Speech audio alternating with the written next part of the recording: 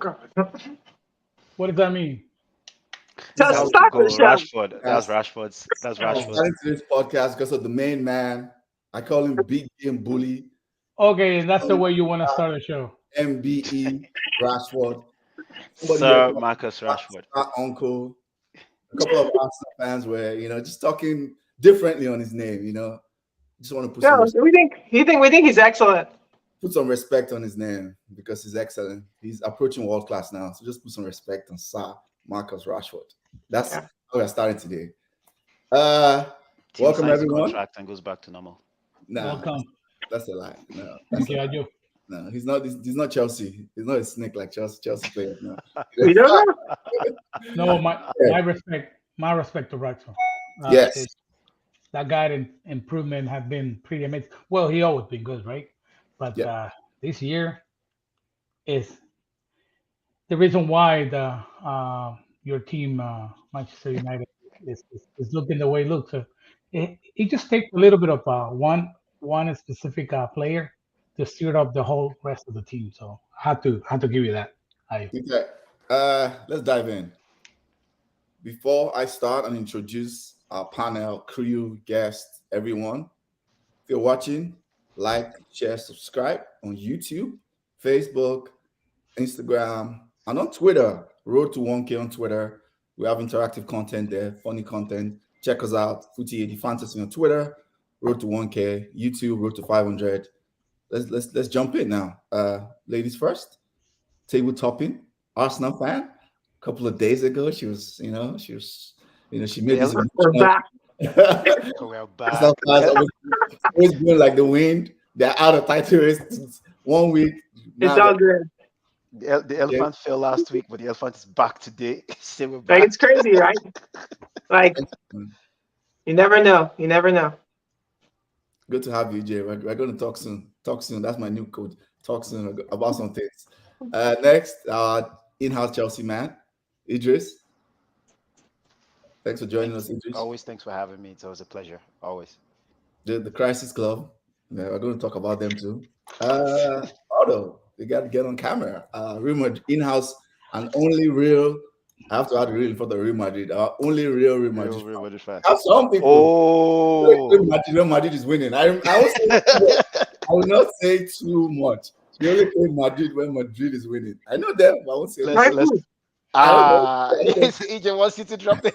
Like, cool. When Madrid's not winning, we talk about Madrid winning. I reckon Arsenal fully. That's all I'm going to say.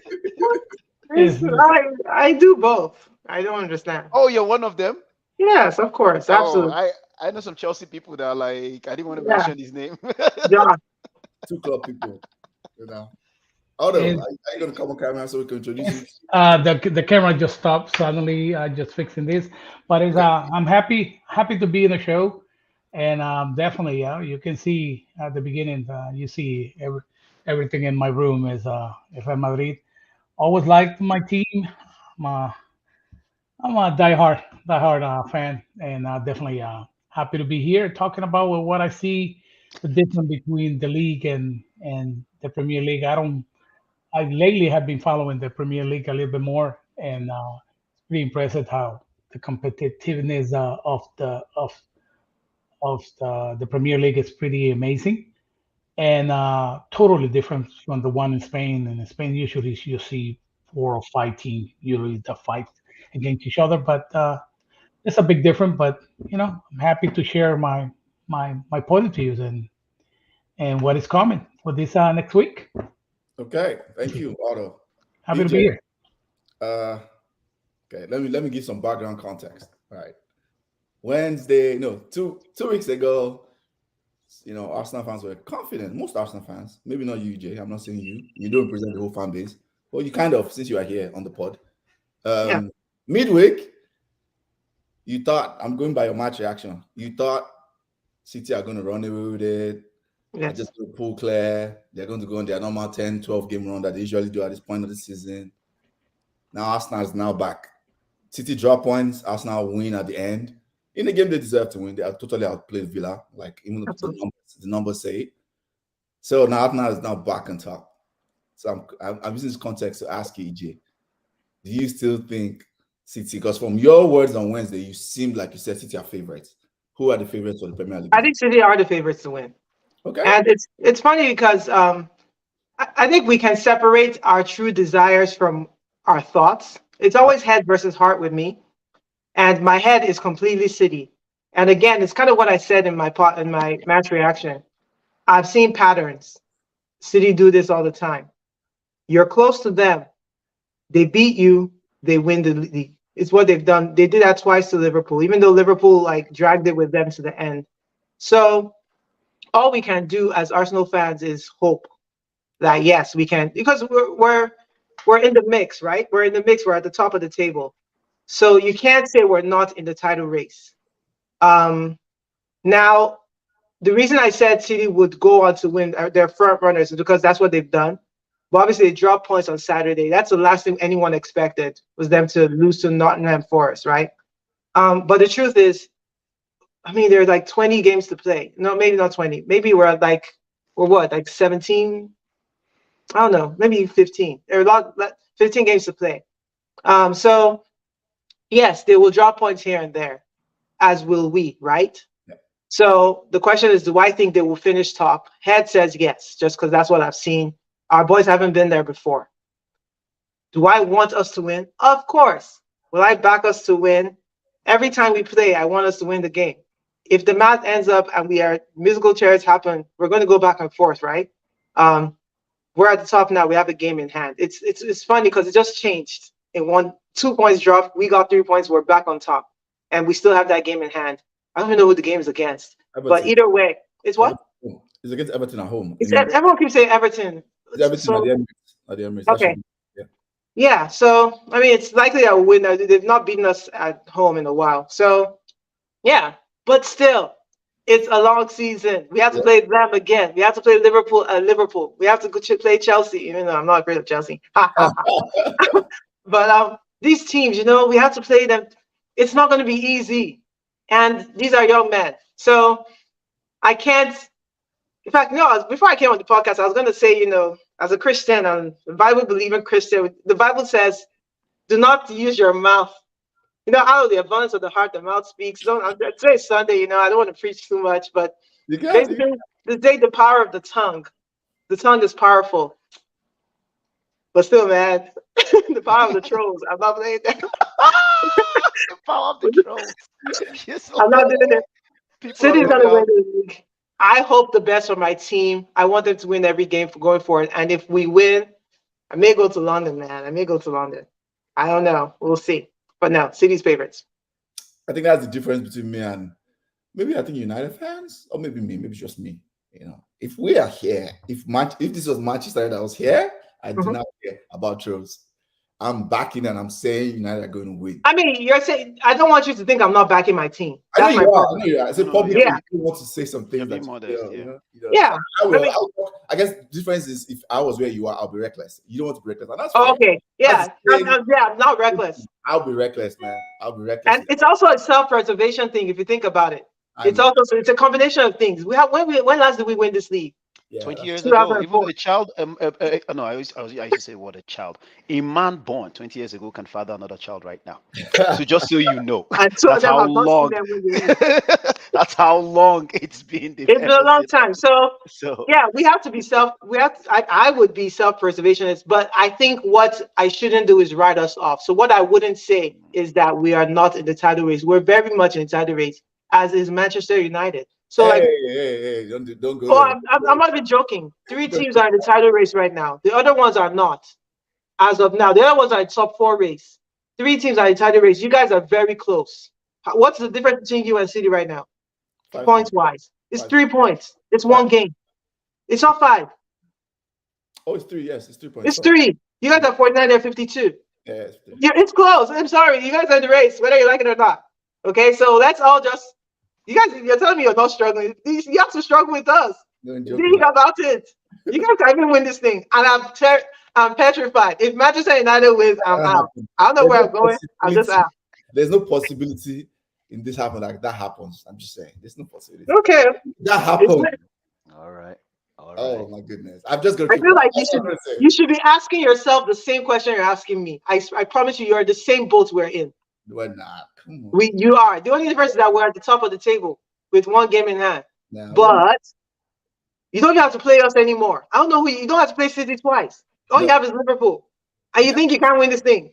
That's it. No, we don't have. I'm terrified. I'm not gonna let it happen. I'm not gonna let you. EJ, I like the fact that you're pushing back and you're firing back. He's doing what you are doing right now. Yes. He's saying like I'm going to be be judging me for doing it. But and now I'm going to be bullish. You. Yeah, there you go. I like that. Now it's time for him to be bullish. It's like, wait a second. It's different. No, you are show chest, as you said. Okay, go answer. You go into the subject now. This subject I cannot say so because I'm not in the title race. Let me stay where my level is. No, but EJ hit everything on the head.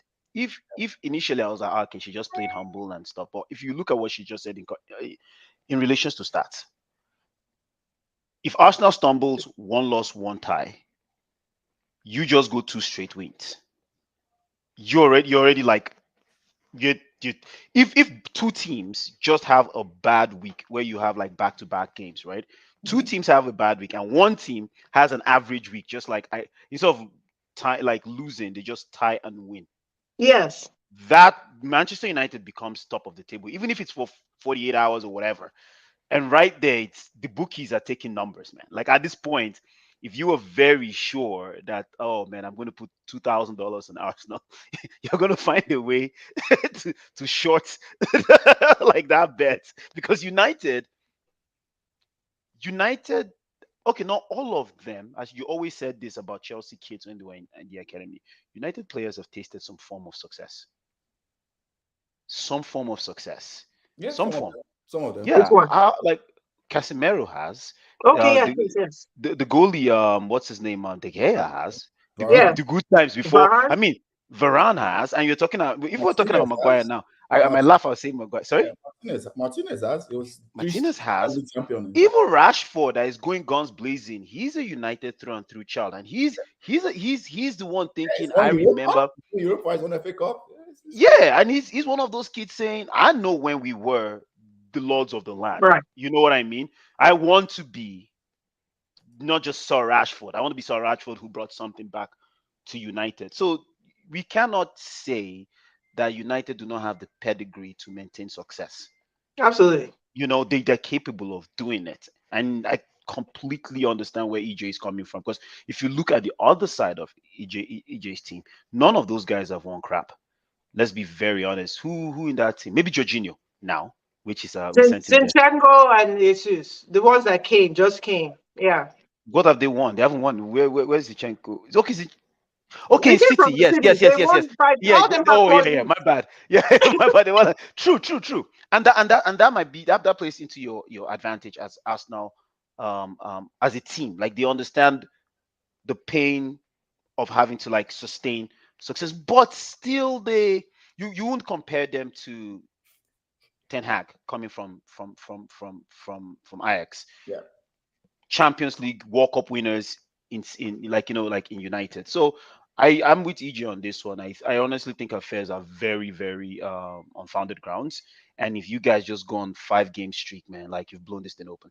That's just as she said, three people in the title race. And she's very right. You guys, your fans, I'm seeing that come through. Sorry, you're going to read the comments? Yeah. Okay. I got comment says we are not in the title race. Okay. Comment is just doing. I know what he's doing. He said he's just trying to play it cool. He did say we're in the title race. I saw that. Yeah. Be strong. Same boat. We're in paper boats, but you are in Navy ship. He doesn't want to sink. The mind rebuilding. We are not. Please. You know what's killing me? You know what's killing me about Manchester United's rebuilding phase is that you're looking good during the rebuild. I can't stand it. That's what I don't like. You need 3 years. Everybody took 3 years like normal people. This guy, Ten Hag, just shows up, kicks out the goat, Ronaldo. It's like, and changes the team in under 6 months. And they're now top 3. Okay, granted, Liverpool and Chelsea are faltering. I get that.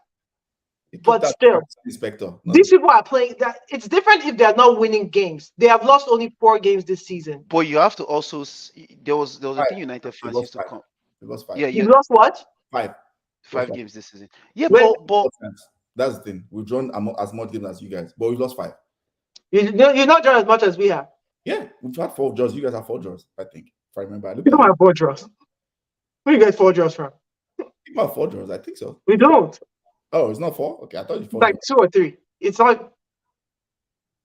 Southampton, Newcastle. It's 3. Brentford. You guys are 4-4. You've not lost more than 4. You lost 5 games. You drew Brentford too. Remember Brentford? That's 3. Okay, it's 3. Okay, I thought it was 4. Anyway. We're 3 and 3. 3 losses, 3 draws, and then with the rest are wins. You guys are 4. You're saying you're 5. Yeah. Okay, it's possible because maybe City is 4 and 4. Because remember you have that game in hand. That's why. Remember? You guys have that definitely. So anyway. Okay, well that's fine. You lost 5 games. Yeah. However, it's not like you're losing all your games. So I'm saying it's not like Chelsea has lost 8 games. Those are games they're playing. Liverpool has lost maybe 6 or 7. You guys are doing well in the rebuild, and you are top of the league. You're top 3. You're averaging 2 points per game. Yeah, that's EJ, you know why they're doing well in the rebuild. This question, like, you guys understand? Why? Who wants to take this question? I like this question. Let me ask you guys: if the season started today, it's still the same guys. It will be the same guys. It will be the same guys. You're going to say people on form. Correct. I guess that's what he's trying to say. If it started today, like 20 February 20. Well, I don't know what today is. 19. Yeah. Okay. 19, well, 20, you guys won yesterday. You won today. We won yesterday. City drew. I mean, you can't really say that because we need a body of work. Correct. Exactly. Body of work. So yeah, that's why. I'll say Chico is probably just saying based on form. I think the first thing you guys say based on form.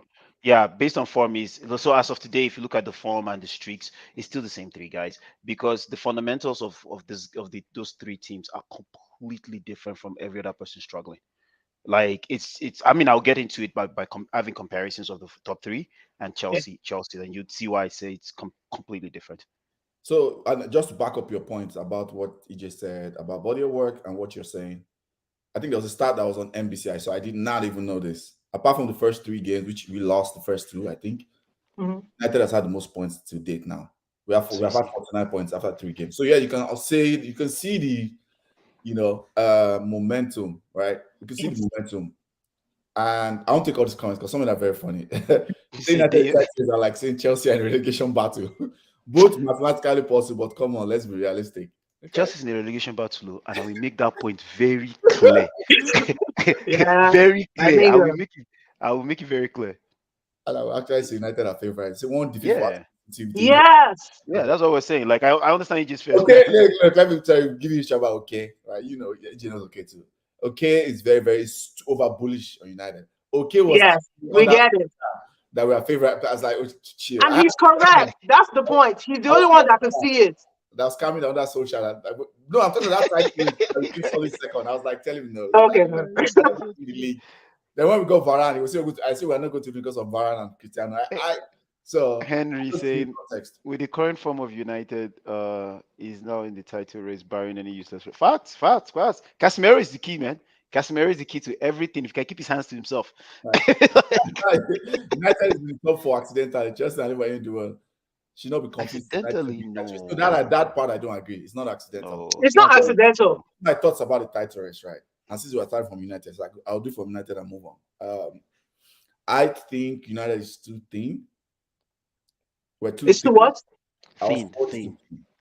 United squad is too thin. Okay, squad. Yes, our squad is too thin, and we have too much distractions. We're in 4 competitions. I think that eventually, Otto is back. I think that eventually that will impact United. That's what I think because we are too thin. That's the first reason why I don't think we're in title race because we are playing too many competitions and we're not rotating because we cannot. Cannot rotate. Yeah. The second thing I think why we're not in the title race, our goal scoring is too concentrated on one person. Yeah, for now. Rashford. It is too. That would have not been a bad thing if we're scoring a lot of goals. This season, if you look at our goal difference, United is a low goal scoring team. And that's a bad sign to have all. I think Rashford is scoring over 30% of our EPL goals. And it all comes from probably close to 50, if I remember. Because he already has 24 goals. So we're a low goal scoring team and only one. Y'all are gonna have to bubble wrap that kid, man. Right after, as soon as he's done off the game, you just bubble wrap him.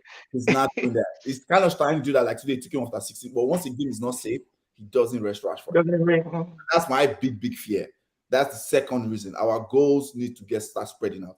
Some of it is injuries. I get it. Like someone pointed out today in our United group chat, Marshall has been.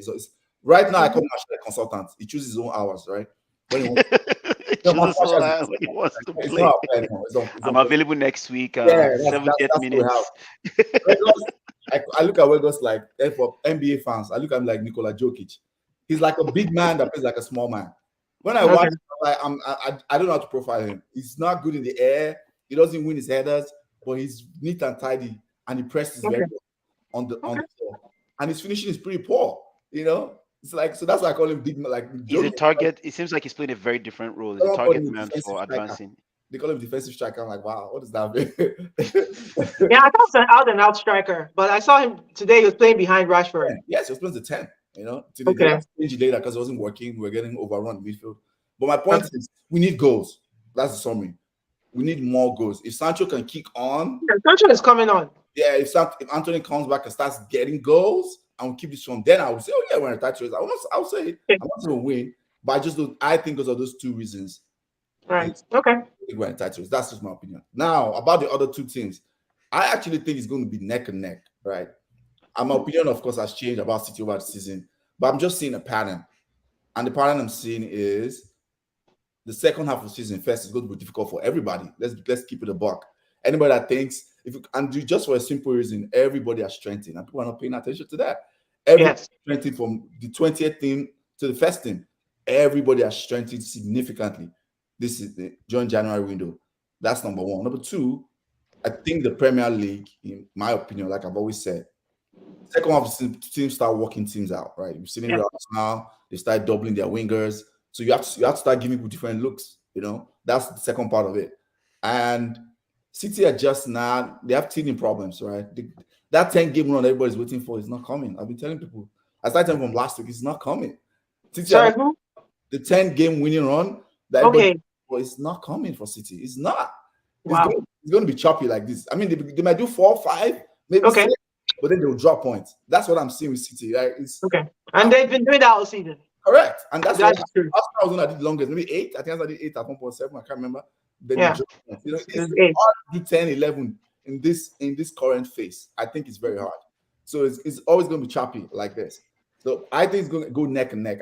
My prediction is it's going to go all the way to the final day or 2 days before, like game week 37. I think City will nick it. I agree with Jay. Just experience, but it's going to be so close between them and Arsenal. And I think United will probably drop. We'll probably like 6-7 points behind because I think we're going to drop points. It's inevitable. We're going to drop points because of. And I want to add this one more point. Yeah. I don't think, like, everyone keeps saying that this is our chance. I don't think this is our last chance to get this close. I think my team has a lot of kids that their birth years start with 2 as opposed to 1, and we're going to only get older with more experience and with fresher legs. I saw City when I watched the game with City, because when I did that match reaction, I hadn't seen the game. So when I came back and watched the game, I was like, okay, yeah, we played really well. But then we did those schoolboy errors, schoolboy mistakes. You're timid in front of goal. Those things are going to change with time. And the way I saw Kevin De Bruyne push my coach down, I was like, it's like almost that they were age mates. I was like, this guy's an old man. And I remember that he's old and he's going to get even older next year. He's going to drop off like in 1 to 2 years. So they either replace him, turn over that team while we get stronger and get better. And you're going to see, basically, I'm just saying, I don't think we're the end. It's now or bust. I think we're just going to improve about the next 2 to 3 years. If we don't win the league this year, I think we're probably going to be 1 to 2 favorites to win next year with maybe Chelsea. As long as you add. Yes, we have to add. We know we're going to add. Yes. We've already got to that boy. Their team's going to get relegated, I believe. What's his name? Declan Rice. He's coming to us. He's coming. Okay. If Chelsea don't hijack our team, our guy. Yeah, just you know, Otto, what do you favorites for the EPL? I want to have an addiction. I see Arsenal for this year. It's everything starts from the head coach has a lot to do, how to manage the dressing room, and the way Arteta is doing He's just there competing with them. Arteta is like feeling that he's inside of the team. Yeah. And that mentality goes all the way through the field. And that's why you see the result from the kids that you're talking about. In my opinion, EJ, you should leave the team the way it is right now. Because he already seen on those kids, this is the future of your team. When you have a young team, it's the way you form that team. And he's igniting something on his team. I think you have a pretty. I mean, I know it's pretty tight. You have one game less than the rest of the team. If you continue having that team form and healthy, I think you can reach to that goal. That because I haven't seen Arsenal with this difficult. Again, like I say, the EPL is very competitive. Yeah, and to keep that competitive mindset with that amount of distance between the first and the second one, taking in consideration all the up and downs and roller coaster that you have been talking about that Man City is going through, that is in Arsenal, in your team advantage. And Arteta is trying to inject that to the team. I know it's young. You'd rather have a young team. Why? The speed. You need the speed in both competition. You need that energy because competitions are pretty. Every 3 days there's a game, and having a no team, that's exactly what the Real Madrid is suffer for some gap of the time, because that it's not that they're all, but comparing to other teams in Europe, you need to have a lot of young people in your team. And also, when you have young people in your team that you've been explaining, Arteta can tell them he can manage that. He can manage that better than already made players, right? Because the dealing with ego is very difficult. Look, Ten Hag, he was very difficult. He was able to manage Ronaldo. It was very hard. Ronaldo, he was pretty high, so he had to let go. And look, the performance of the team when Ronaldo left. Look, PSG, all those three guys in the front. It just too much drama, and that creates problems in the team. So it's a very positive thing to have youngster, because you need it for the energy and you need it for the mentality and everything that is more manageable. For Arteta, it's not easy, but it's easier for him. And I think Arsenal have it this year. If they compete and they fight, look at that game yesterday. It was, man, what a game! What a game! It was impressive to see Manchester City happy Ayo, to see your team coming back and it's getting formed. I think this is probably can be your year in the Europa League. So you can be setting for next year's champion. I would love to see Manchester United belongs to the Champions League. And look, problems outside the pit messed up the team. Check out the team, and look what happened with Manchester United with all this drama of Ronaldo. So I even see Manchester United better than City, because City is going through those roller coasters problems, and I think that's going to hurt them at the end of the season. I don't know what is the resolution of the legal part about their competition as of this year. I heard last word that I said that everything is going to be the way it is this year, but for next year they're going to be suffering. So this is Manchester United and Arsenal and all those teams in the top of the table. Bless you. In the top of the table to take advantage of, right? To compete the petrodollars. It's not easy, brother. Not easy. But I see Arsenal. I see Arsenal pretty. Hope so. Okay. Yes. Thanks for the comments. Using that as a good segue, Villa Arsenal review, EJ. I guess kind of like a match reaction. Yeah. That's why I didn't do a match reaction yesterday. I just thought it was a tricky game. It was a tricky game for us to go to after the midweek game, especially because we're playing against Emery, Emery has never lost to Arsenal as a coach of the opposing team. And also, he has that bone to pick with us. We fired him and everything. So I knew it was going to be tricky. I knew they were set up interestingly. And I knew, what's his name, that their goalkeeper, our former goalie, was going to be up for it. Like, he's always up for us, man.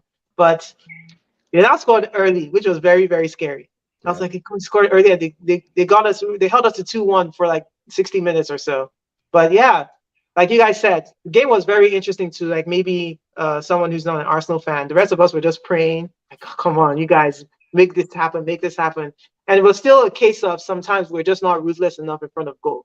So I think that's what I take away from the game. Yes, we got our 4-2. That's the kind of scoreline I wanted. The only reason I wanted that was because Manchester United beat Villa 4-2 the other day, and I was like, if they can do it, so can we. So wow, okay. I was like, we gotta pull this off. So yeah, I ended up enjoying the game, right? Because we persevered. That's one thing. So we pressed them. I mean, second half, we owned the second half totally.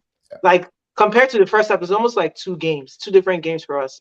So that's what we needed to do. We had to win if we wanted to stop the skid versus, I think if you take the title challenge out of the conversation, you just didn't want, as an Arsenal team, you didn't want to go into 5 games without a victory, which is what we're staring at. So we had to win that game. So I'm glad we won. Okay. And you have to remember that also to Spaniard, your head coach. Yeah. Sure. They have pretty hot blood during games like this. Yeah. It's funny because at the end, you guys know the last goal, the fourth goal, was because goal was wide open. Martinez had come to help the team, maybe during the corner kick, and Emery said at the end that I didn't authorize that. I don't really know if that's 100 times you try that, maybe one time the goalie will ever get his head on the ball. So basically, he was not happy with that move. I thought it was interesting. They always do that, but like, do their coaches support that move? I don't know. Yeah. But no, wonderful game for us. I'm happy Marty scored. But man, we need Jesus back, man. I love Nketiah. You guys know I support him to the death. We need a different look going into these final games, these last 15 games of the season. We need to have that back. Partey, Jesus, those two people. I can't believe we're playing without both of them at the same time. At least we thought one would go, not two. So one of them got to come back. Otherwise, we're screwed. Some teams have been playing without their striker all season, and we're playing the defensive striker. So hey, it is what it is. I have only one question for my man, Idris. You know the question that's coming, right? Idris. Shoot. How about that boy? Oh, Georgie. How that J5, that boy nice, Idris. That boy nice.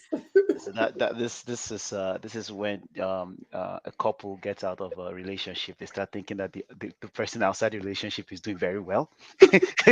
You're not falling for it.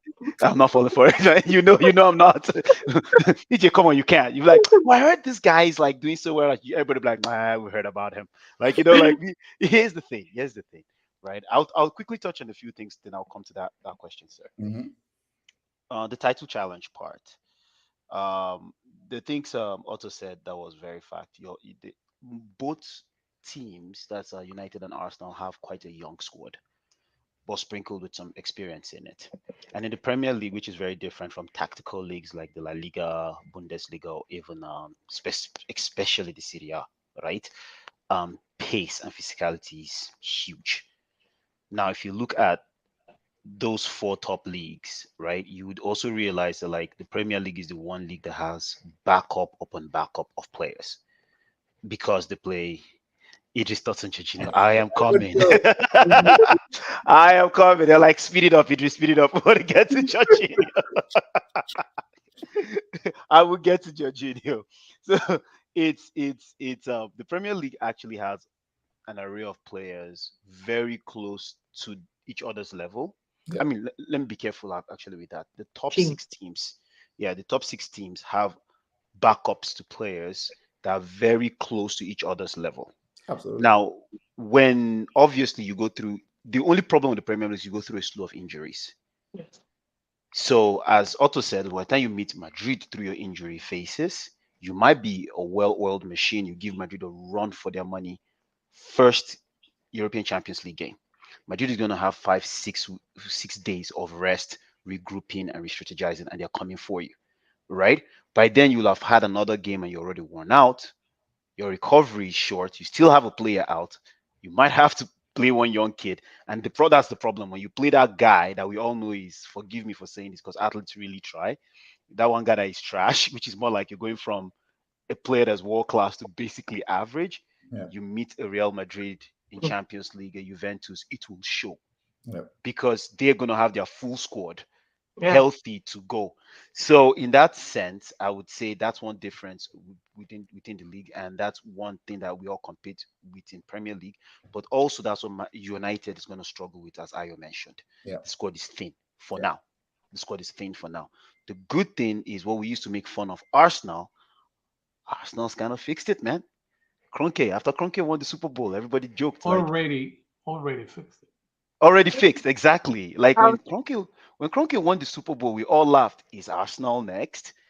That was last year, right? No, it was a joke. Remember, it was last year. No, they won the Super Bowl last year. It was last year. Yeah, last year. And then everybody was not like, "Oh, we wish he would have a sports team that actually wins something." And his son never gave up on like, we are going to invest in this team, and they were investing exactly how they wanted Arteta. Arteta wanted them to invest. Right. And they were very strategic at this point. It was almost like if they bidded for this player, if they didn't get it, they had plan B immediately. They didn't waste time. They went straight to their plan B. And their plan B wasn't that bad. You'd be like, unlike Arsenal before, how much is this player? $10. Well, $10.50. You're like, what the hell are you guys doing here? Like that was Arsenal before, right? That's the joke we used to make of them. Now they ask for a player is $10. You're like, okay, there's this other player here. He's almost close. I'll pay $10 for this player, even if I know he's going for $7. But I want this guy because we've done our due diligence. They've plugged the holes. Get a Jorginho, right? That brings me to the Jorginho situation, the saga. When they got Jorginho, we knew Jorginho was not going to start. But do you remember I always said in Chelsea we were not using Jorginho well? Yeah. There were times I said I converted, like, man, this guy is balling. Then when they figured us out, I was like, man, we are really not using this guy well. And if you look at Jorginho, over the years, he's been really devastating to any team. Go and look at his peer, the people they pair him with in the middle. It's almost like the orchestra has to be perfect. Then you see Jorginho, you're like, oh my God, this guy is actually really good. Jorginho has never taken a shot out of the box since he was in Chelsea. We used to joke in our group chat, like, oh, is anybody not taking a shot? We're like, oh, that feature does not exist in Chelsea. If you come to Chelsea, we uninstall it. like, I want to take a shot out of the 18. We don't do that here. We don't do that. Yes, we don't do that here. You pass to the side.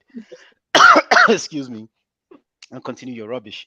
So, oh my God, I have to like get some water. I apologize. All right, no problem. So like Jorginho, excuse me, Jorginho, he's a world-class player, but he's a different breed of player. He needs the right support. If you look at Arsenal's game, he's playing Xhaka and Odegaard. When Partey was playing, he wasn't playing that. He was playing Odegaard close to your 4-2-3-1 formation. That was what you guys were playing.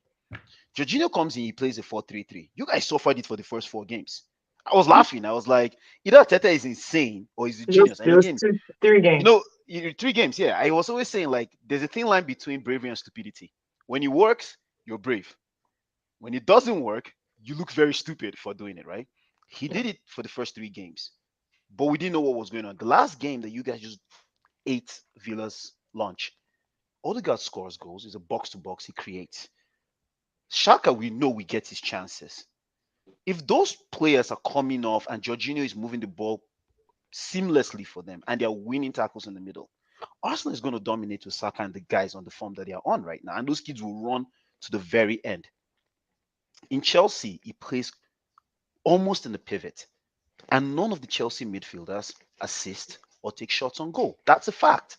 The stats are there. They don't score. They don't assist. It's that bad for the last 5 years. Jorginho only had like 2 goals one season. Open play. The remaining was penalties. He never, and like it was really bad. Last year, he had, I think last 2-3 years. He has goal scorer last year, right? Something like that. He hasn't, last year was the highest goal scorer, but has not scored from open play. All of it was penalties. Wow. It was that mad. So you see, these are the stats that when you look at, you have to put context. You're like, wait a second. But we know what Jorginho is for. When it comes to the title, he will do what he has to do. The problem still exists. Is it revisionism? Oh yes, please, okay, Chiku. Don't worry. Wait till Jorginho shows himself in another game. Then you'll not be like Idris said it. At Chelsea, we're just laughing like Agent Jorginho is doing his thing. We know Jorginho's weaknesses, but we also know if he's in the right hands, like Arteta, Sarri, Pep, he'll be devastating. We know that. Chelsea is not the team for him at all.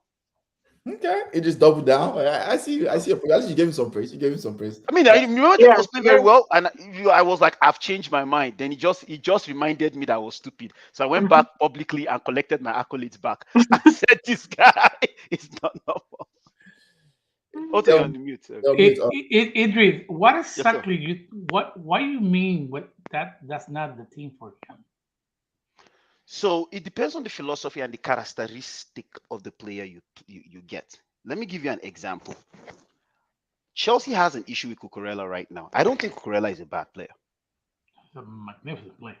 Yeah. Oh, yeah. But have you seen him in Chelsea in the last 3 games? Hey. With the coach that bought him. You have to remember this.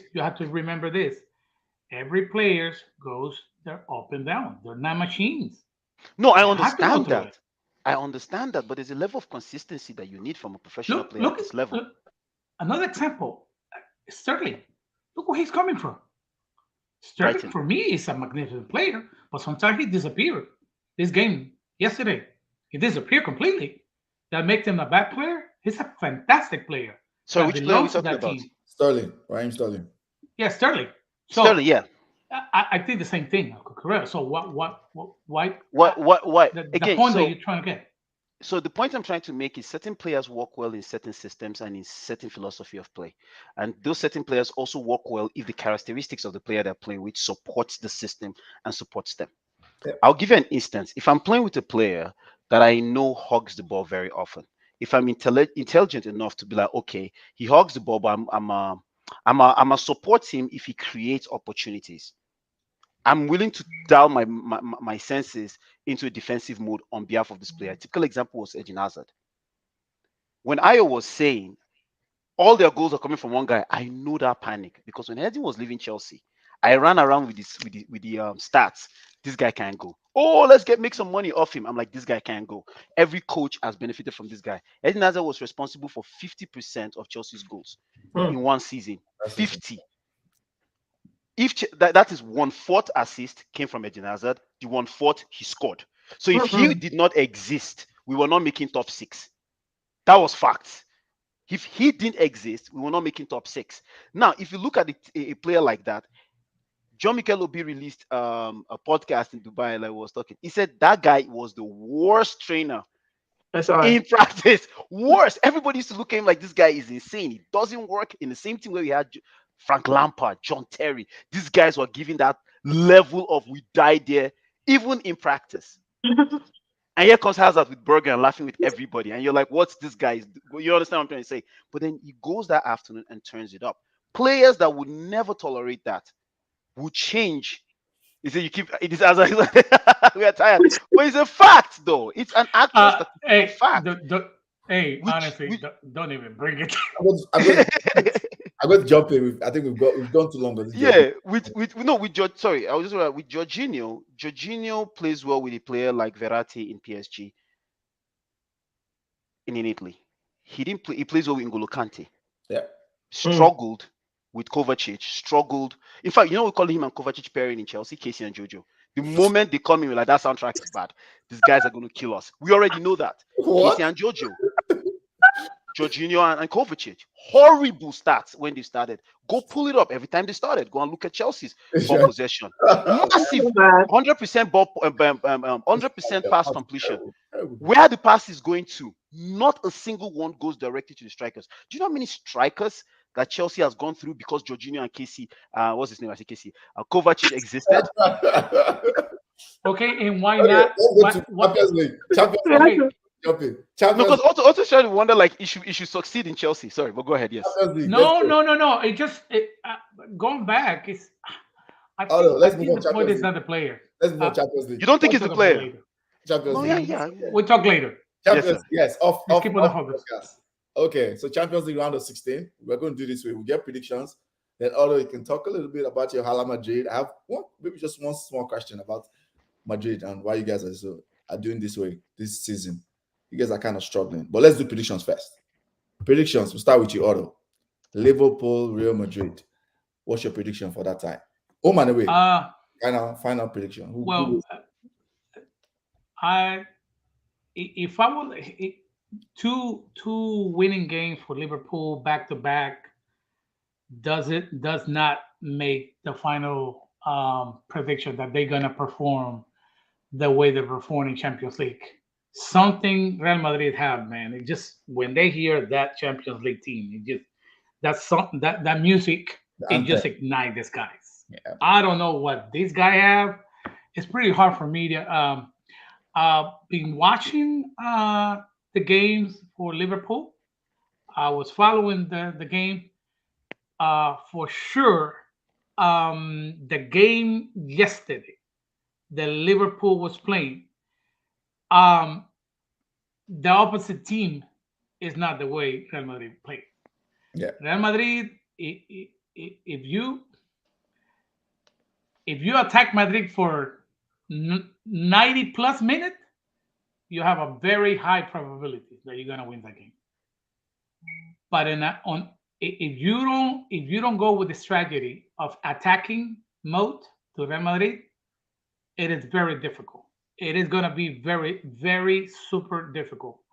That game against Newcastle had the weakness that they just went very relaxed at the end of the game, and that's it. That's the difference between Newcastle and Real Madrid. Real Madrid have thank God, all the players on the defense, they coming back from injury, so they kind of look healthy, and that's what Ancelotti put into play, and he managed the team a little bit yesterday. So he kind of did the rotations, a little bit of rotation, so he will have his team in not in a perfect, but in a better condition to compete in Champions League. I have doubts when I was seeing the key players of Real Madrid injured, but they're coming back. We can tell. I mean, we miss seeing Benzema. I think Benzema is gonna come back, but it's not gonna be 100%. And that's exactly why he's been trying Rodrigo, and they're in that position. Rodrigo is not great in that position, so he had to put Benzema in some time of the game. Definitely two different teams, two different competitions, but something that I see on Madrid on the attacking those three and forward, even the guys on the bench, is Asensio. These guys are hungry to show Ancelotti that they are the chosen one to start the game, the starters, right? And it's a bunch of guys on the bench that are literally crying out for an opportunity. And that's what you see in I should think that Benzema should start that game. And Rodrigo come on the second half on a different position that he's been playing right now, because he's inventing because Benzema is not there. And the team doesn't play well. If I think Benzema start the game and Rodrigo end up coming on substitution as a right winger, I think we have a pretty possibility that we can kill Liverpool. Liverpool is not on the condition that they saying there's a rematch. I don't see Liverpool to that level yet. Yeah. So Madrid goes through. Yes. No, like always, Madrid always they struggle during the first half, but in the second half, I don't know what he talked to them in the dressing room, but when they come back on the second half, it's like, man, they just give him extra doses of oxygen. I like seeing Modric playing on the second half because his age. Remember that I was talking about the youngsters. So he's trying to combine different things before he goes and plays the Liverpool.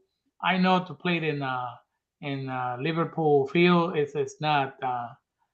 I'm feeling it's not easy, but if we see all the previews, if we see everything that we have, the stats from Real Madrid on previous game, we have won wins.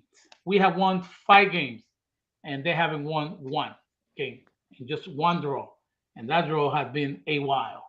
So that's what I think Real Madrid to have a big possibilities. Glad that most of the guys that have been injured are coming back, and especially on the defense side. And I think we got what it takes to compete against the Liverpool. I think Militao is a very he's coming back from the injury. He's doing pretty good. Rudiger, sometimes I don't like it because he's just too hyper. He goes too fast. Nah. You can send him back to Chelsea. We'll take him. David Alaba, not on that position. I like to see him in the middle better. Nacho Fernandez is doing magnificent. So what I loved about Real Madrid, the median, Ceballos, man, that guy just came back from I don't know where.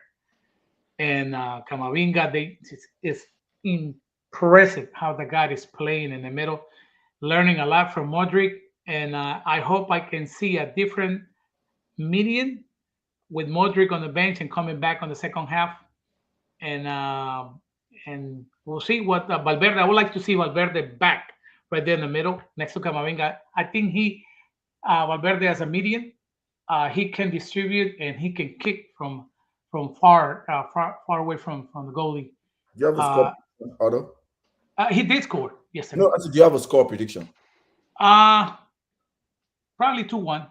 Probably 2-1. I'm gonna give him the benefit of that 2-1. Again, we always struggle, but that's what makes Champions League games for the Real Madrid, right? Everybody's watching, so I think 2-1. I say 1-2 because we are visiting Anfield. So okay, so the first game is at Anfield, and then the second game is at. Okay, so I'll just give you an overall prediction. Real Madrid is winning that series, that tie. I agree. I'm picking Madrid. Oh, the whole series, yeah. Yes, and when we closing in Bernabeu, you know that's a given. So we definitely winning that game too. Okay, Idris. Same here, Madrid. Yeah, you can't bet against Madrid. They're like they're like Champions League DNA. That's what I call it. They're like White Walkers, man. They never die. Those people, yeah, Madrid. I can't bet against Madrid. And most people used to say that it was luck. I don't think it's luck. 5 what? Sometimes it's not. 14. Last season.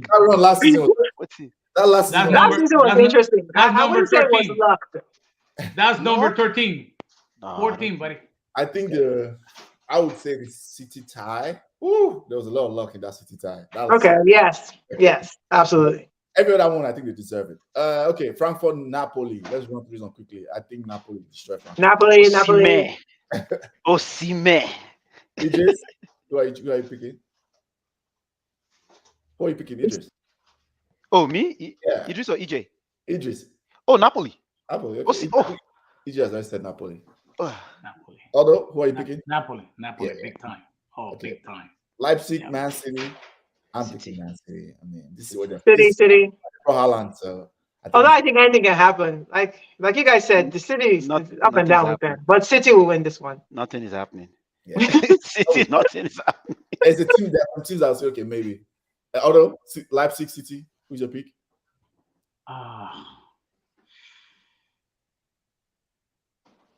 Man, Leipzig is pretty good though. Okay. Are you going Leipzig? Yeah, I'm gonna give the benefit of that. Okay. Yep. Okay, that's it. Always remember when City loses a game, the next person they catch.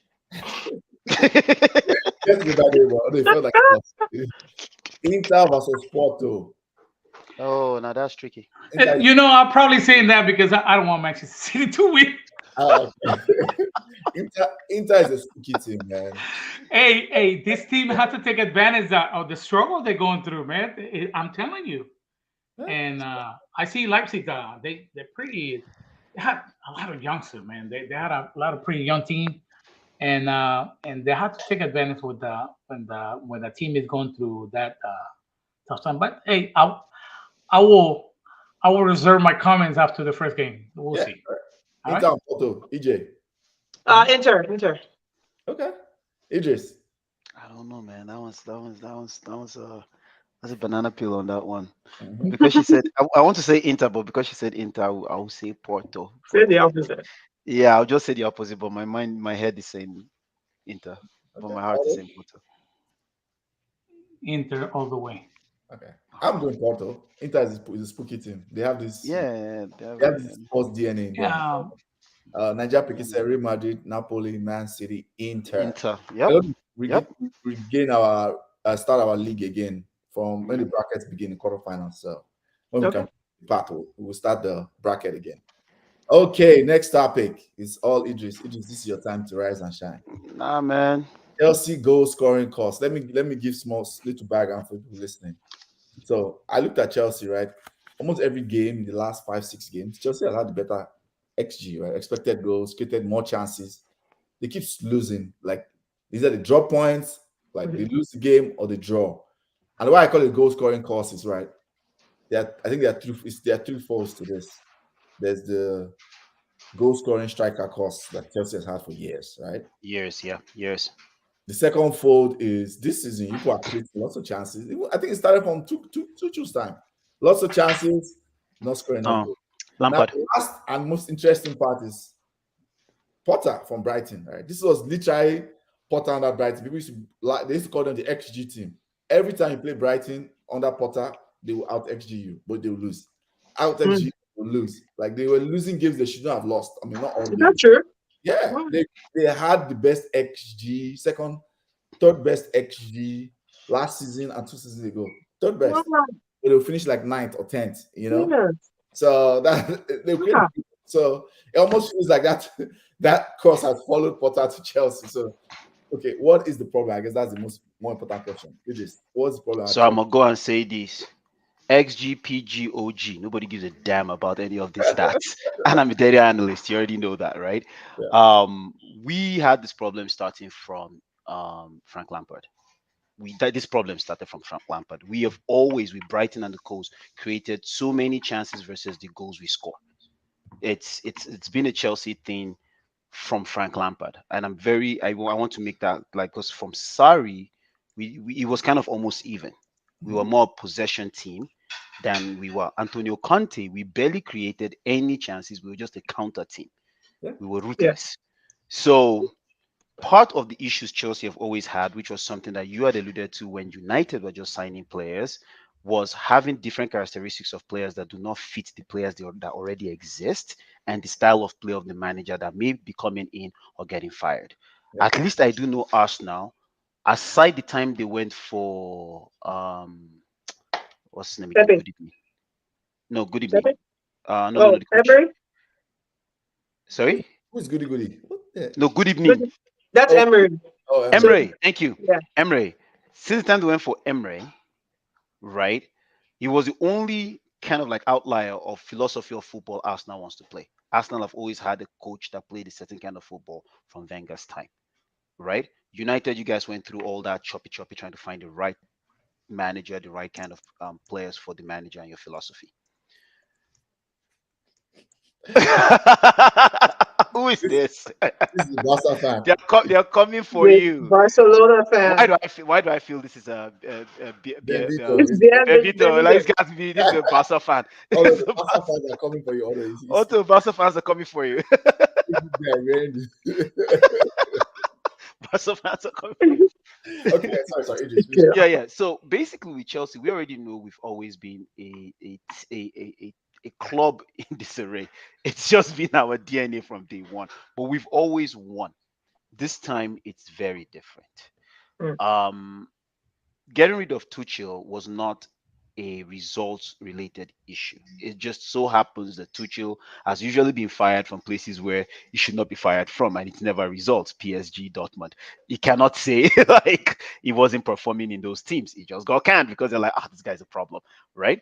Now, that doesn't mean it's the right decision, probably not. But when you look at Chelsea today and the Brighton manager, we already have a curse of strikers. We think it's a curse, but We really never have had any prolific striker since Tammy Abraham. And any Chelsea guy that's watching this knows that Tammy Abraham is my child. I don't give a damn. I'm saying this because because because the truth about the matter is no other Chelsea player aside Jimmy Floyd Hasselbank, Didier Drogba, Diego Costa, and Eden Hazard have scored 15 goals in a season. Oh wow! Ooh. None. We've had none. Even when Mourinho was winning and we were like boring Chelsea that scores 1-0, 1-0, 1-0, we found a way to distribute the goals.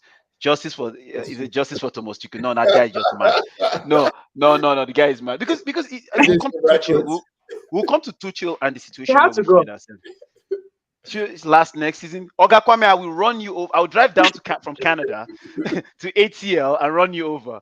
That guy should have been fired by text message at second half. Like, oh God, I miss Roman. Roman will not waste his time and converse with him. HR will meet him at the dressing room and tell him to go to the parking lot. We'll call you tomorrow. And they'll call John Terry from the corridor from youth team to come and finish this game. We love, like, there's no need to stand with Titi. Soji, I know where you live. You're in Calgary. So it's like I'm threatening all the commenters today. Like, what's the end game with Potter? Like, we need to lose more games. And they're backing him, and because the owner really believes that, like, watching Arsenal 8 losses out of 10. Exactly. No, it's different. Sorry. It is, and I believe it's different. Arteta didn't have enough till a couple of seasons. I know you are. But like for Chelsea, even players that played under him, like what Otto was going to, is it the player's fault or is it the manager's fault? And players go up and down. I agree with you. I'm not saying you're wrong. But there was a reason we looked at J5 and said, J5 should go where he's appreciated, not where he's tolerated.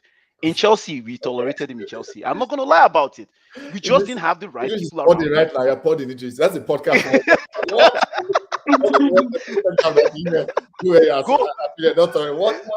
Go to where you're appreciated, not where you're tolerated. For real. Chelsea is a chop team. Also, I don't know if you've watched N'Golo Kante playing when Chelsea is playing.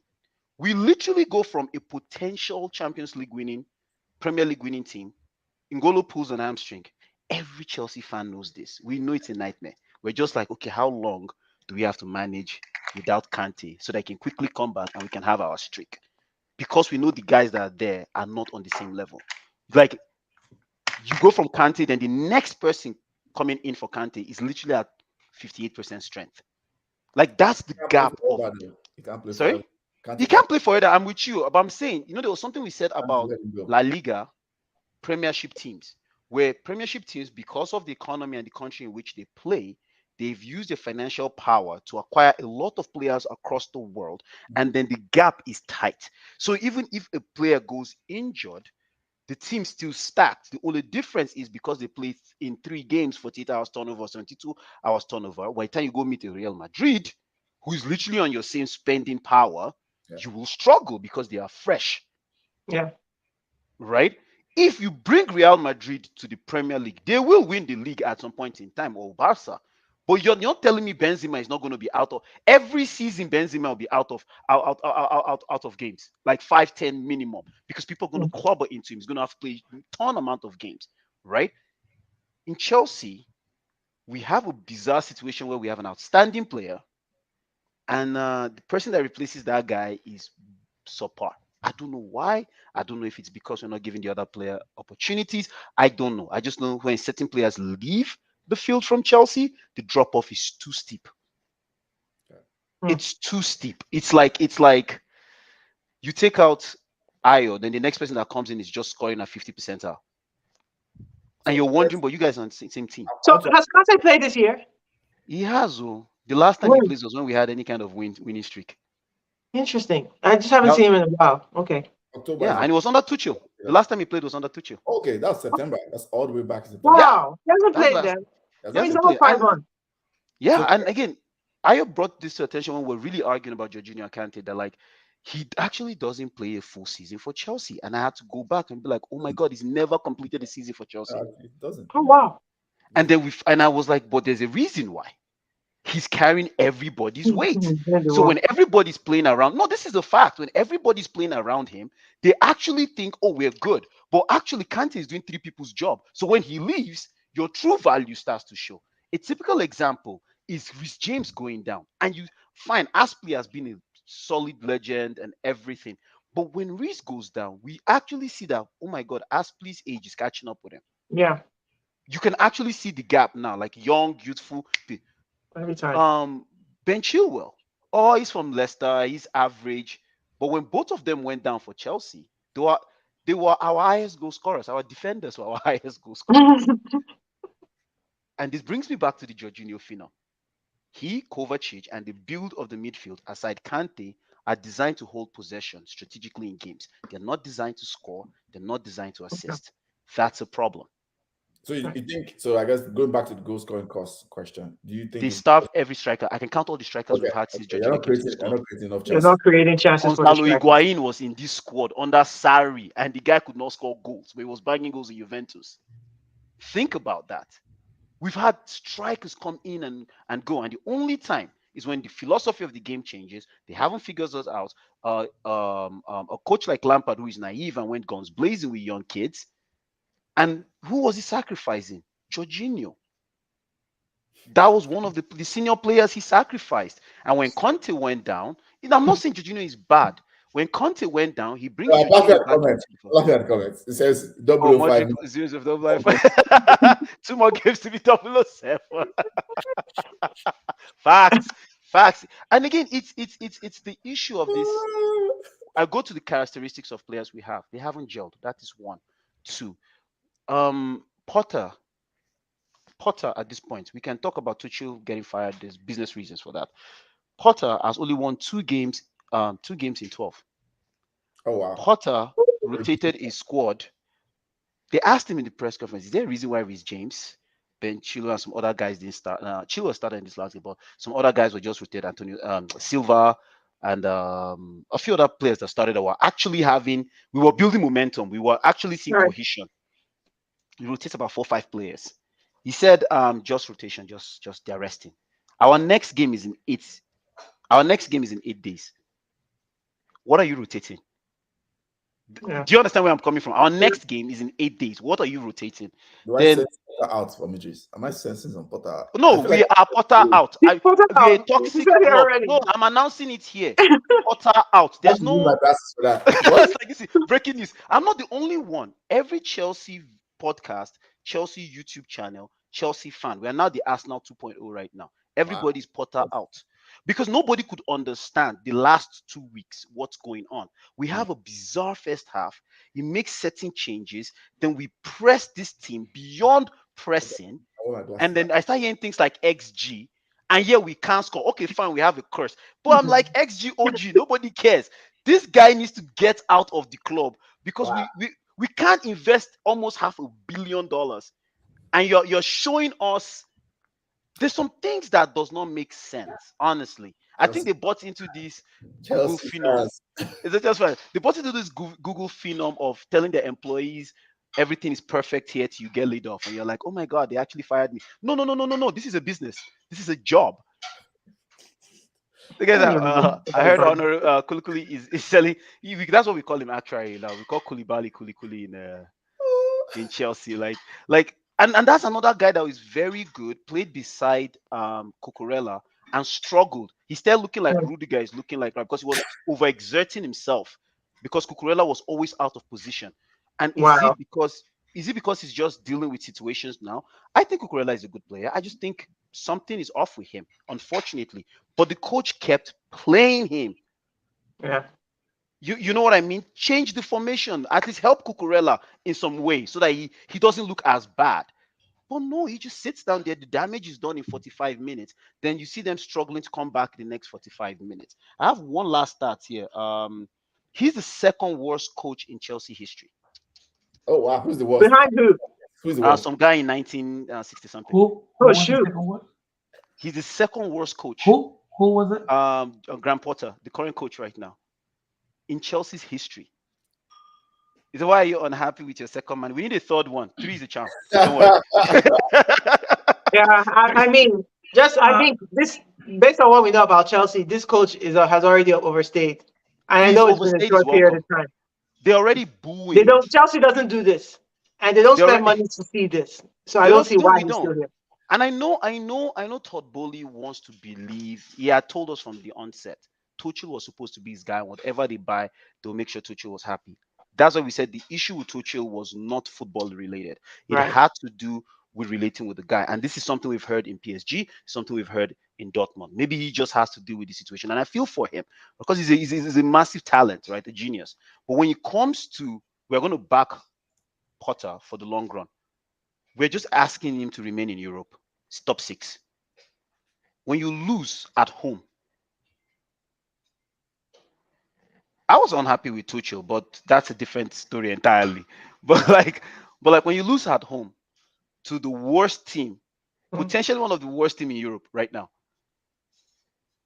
and I think they have their third manager of the season, and the guy is like very young or something. Third manager now, third manager.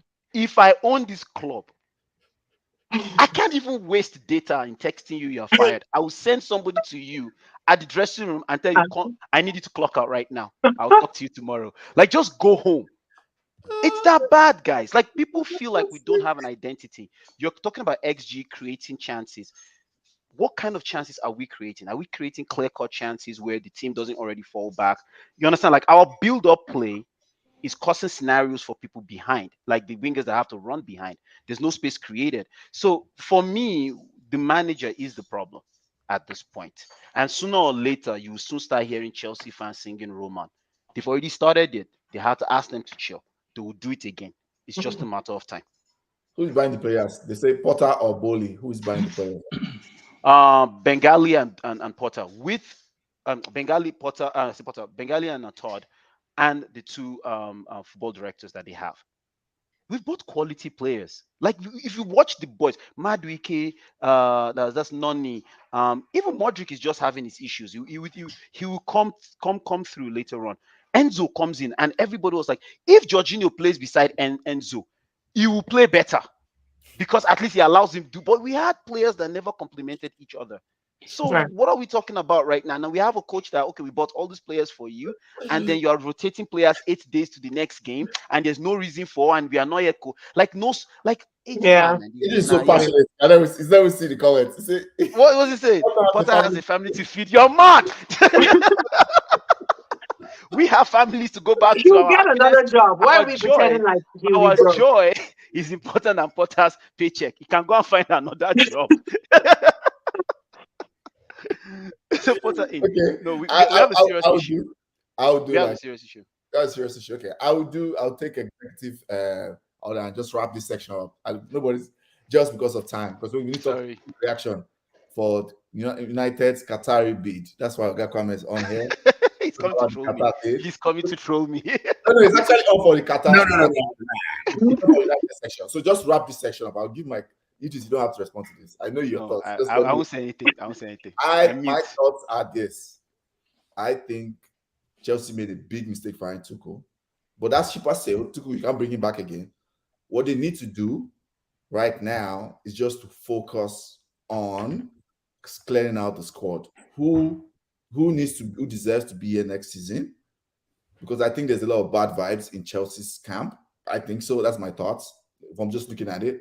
Because a lot of talent, too many talented players are playing below their level. So there's a lot of bad vibes in the dressing room. Clearly, there's some bad vibes or players that are not playing. So they need to focus on who clearing out the dressing room. That's my thoughts. Focus on that and who they need to add. The few players need to add to the current pieces. But Chelsea have a very, very good squad now. Then when they get to summer and they get to that person, first 2 months, if performances don't improve, then they can the manager and move on. Those are my thoughts. To wrap up this section. Quick reaction on the Qatari bid. Okay, Kwame, that's why you're here. Let us know your thoughts. Listen, I take this all back to Chelsea. Chelsea started the sugar daddy phenomenon, and we're here to finish it. Listen, I'm here for the sugar daddyism. I am here. In fact, if sugar daddy has a sugar mama to come with him, I will take her too. Big Mountain, I love it. Let Sheikh bin Jassim Al Thani. Well, I will learn his name. But I welcome it. I feel like a dickhead, but Jim Ratcliffe, I'm gonna sit down. Jim Ratcliffe, I'm gonna sit down. Jim Ratcliffe, he doesn't have enough. Listen, I am an expensive bitch. Jim Ratcliffe doesn't have enough money for me. I'm expensive now. I cost way too much. I'm expensive. Listen, I'm high maintenance. I need to get my hair, nails, makeup done every single day. Ratcliffe cannot afford me. Big bro, seriously, we essentially need pretty much, at least 200 million to do work at Old Trafford. Ratcliffe don't got that. I actually plan to wear I did plan to wear my Sheikh outfit, but then I think it's too early for that. When we changed the name of Manchester United to Manchester bin Ahmad United, then I wear it. In fact, you can change my name to Sheikh Oga bin Kwame. Okay. So yeah, but the thing is this: I heard Jim Ratcliffe only wants 69% of the club. I don't want that. No. I don't want it. If you're coming, come and take 100%. Come and take 100% or leave. Because the thing about Jim Ratcliffe is this: I look at the statement his group released. I didn't see much about the development of Old Trafford. I didn't see much about not loading debt onto the club. They did say no new debt, but they didn't talk about they were not talking with chest. I like chest. You know what I'm saying? Sheikh was talking with chest. That's why I like him. That is why I like him. Like Todd Bowley. And also, Todd Bowley was wrongfully right. 4-3-3. Big man team. I'm telling you, 5-3-3 or something. If the way Todd Bowley was moving in the transfer market, this Sheikh will move like that. I need somebody to match Bowley's energy. The thing is, and also this, there is no. Ratcliffe just doesn't. Ratcliffe holds the Chelsea season ticket. What the hell is that? Every home game, Ratcliffe's children are there. No. And last week, last year, he wanted to buy Chelsea too. Yeah, allow that. Allow all that. I don't want him. Let Daddy Sheikh come. I will welcome him with open arms. Now, I have a question for you. Oh, sorry. Oh, I just quickly want to address the social, political issues that come with. I was going to go there, so yeah, help me. Yeah. So, I try my best to be honest in analysis and to be very conscientious in the conclusions I make. And I remember these issues came up during the World Cup, and I will keep the same energy I kept when the World Cup was happening, which was that look. It is true that there are huge human rights issues with the state of Qatar. There is no denying that. We cannot run away from it. But at that time, what I said was this. What I said was that the Western media were only, talking about these things because of agenda. Let's not even pretend we don't have enough time. We don't have enough time to talk about the social injustices that exist in the nature, in the institution that formed the United States, where we all live in right now. Well, my guy over there lives in Canada, but it's the same thing. We don't have enough time to talk about the social issues that exist right there in England. Let's not forget, let's not forget how the Jamaicans built the entire United Kingdom, and now they're treated as second-class citizens. Let's not talk about that. Let's not talk about. We can talk about the kafala system in the Middle East and all. But Qatar is not the only country that imported labor, to build their economy. It happened everywhere. But if that's what we want to talk about, okay, well then let's talk about that. Let's not pick and choose the issues on which we want to be active or we want to be activists on. Does that mean I do not condemn the state of Qatar for all the injustices? Of course I do.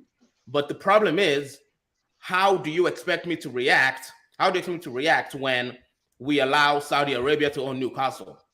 How do you expect me to react when we allow the same state of Qatar to own PSG? How do you expect me to react when we allowed Malcolm Glazer and Joe Glazer and the rest of the Glazer family to own Manchester United? We don't know what you do. If anybody has time, go read what happened. Go read what happened with the how they built that stadium in Tampa Bay Buccaneers. Let's go read what happened about that. Yeah, that's horrible. So the point I'm trying to make is this. If you want to keep football out of politics, we should have never allowed football in politics. We should have never allowed politics in football. So that's all I'm going to say about that. I'm approaching this issue strictly as a football fan, and as a football fan, I am excited.